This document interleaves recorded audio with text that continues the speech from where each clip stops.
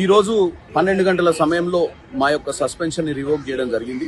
ముఖ్యంగా స్పీకర్ గారు, ప్రతిపక్ష పార్టీల అలాగే రూలింగ్ పార్టీకి సంబంధించిన కిరణ్ రిజిజు గారు, పార్లమెంటరీ అఫైర్స్ మినిస్టర్ గారితో అందరితో కూడా ఫ్లోర్ లో చర్చలు చేసిన తర్వాత మా సస్పెన్షన్ రివోక్ చేయడం జరిగింది. సస్పెన్షన్ రివోక్ చేసేటప్పుడు రానున్న రోజులలో ప్లే కార్డులు గానీ వెల్స్ లో గానీ రావద్దు, హౌస్ ని డిస్ట్రక్ట్ చేయొద్దు అని చెప్పి అందరూ కూడా నాయకులు మాట్లాడారు. డెఫినెట్ గా మేము కూడా పార్లమెంట్ లో ఎట్టి పరిస్థితిలో డిస్ట్రక్ట్ చేయాలనుకోవట్లేదు.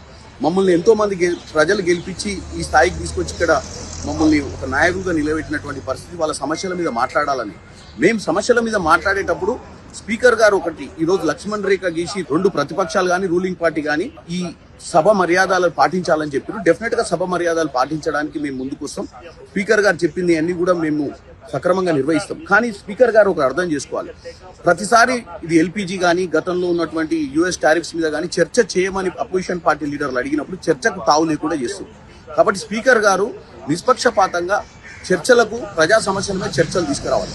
చర్చలు జరిగేటప్పుడు రాహుల్ గాంధీ గారు కానీ ఏ అపోజిషన్ లీడర్ అయినా మాట్లాడేటప్పుడు వీలైనంత వరకు వారిని మాట్లాడేటప్పుడు కొంతమంది బీజేపీ సభ్యులు డిస్ట్రాక్ట్ చేయడానికి ప్రయత్నం చేస్తున్నారు. ఆ డిస్ట్రాక్ట్ చేసే సమయంలో స్పీకర్ గారు డెఫినెట్ గా అటువంటి పరిస్థితి రాకుండా చేయాలని కోరుకుంటున్నాం. ఎందుకంటే మాకేమీ ధర్నాలు చేయాలనో ప్లే కార్డులు ప్రదర్శించాలన్న ఉత్సాహం లేదు.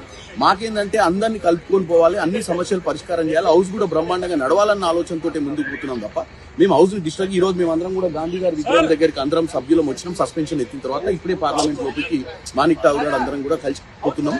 రానున్న రోజులలో ప్రజా సమస్యల మీద పోరాటం చేస్తాం.